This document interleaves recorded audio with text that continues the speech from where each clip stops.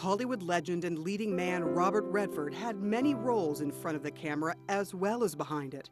He was a true filmmaker and will always be remembered for many iconic films. She denies even knowing about the conversation. All the President's Men. Look, I don't know when I'll be back. And The Way We Were.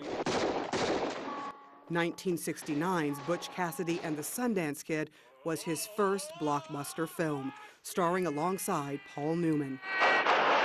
Hands up, keep them up! They also co-starred in The Sting, for which he was nominated for Best Actor in 1974.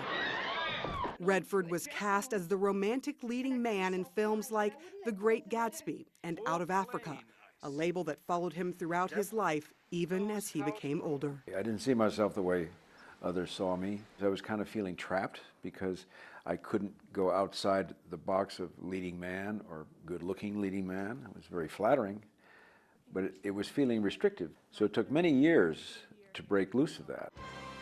Redford won a Best Director Oscar in 1981 for Ordinary People.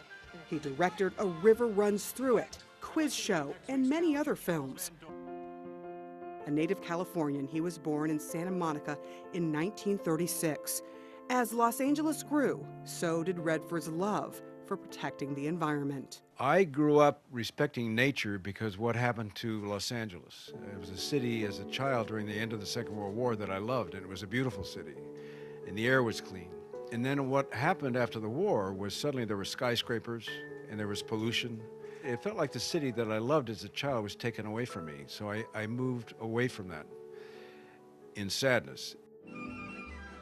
Redford moved to New York City to pursue an acting career on Broadway in the late 1950s. His big breakout role there was in Neil Simon's Barefoot in the Park, a role he would later reprise on the big screen with co-star Jane Fonda.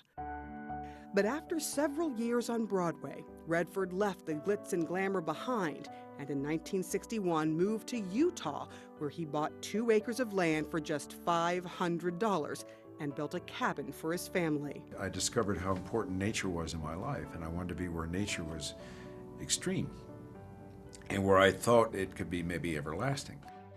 An avid environmentalist, he bought more land over the years in Park City, Utah, and turned it into the Sundance Institute in 1981, a nonprofit dedicated to independent filmmakers. And 4 years later, started the Sundance Film Festival to showcase their work. Once the press came, then fashion came. And when fashion came, the paparazzi came. So these are kind of like tiers that formed outside of what we were doing. And that's fine, that's their business, but it's not who we are. And his love for the environment continued. As years went on, I became more and more convinced that nature played a great role in our lives but wasn't being treated fairly. And so I got committed to preserving that. But he didn't stop acting and directing and was awarded an honorary Oscar in 2002 for his contributions to filmmaking. I want to make the most of what I've been given. And you keep pushing yourself forward, you try new things, and that's invigorating. I guess I found out that rather than retiring, that just feels better. Just keep moving as long as you can keep moving.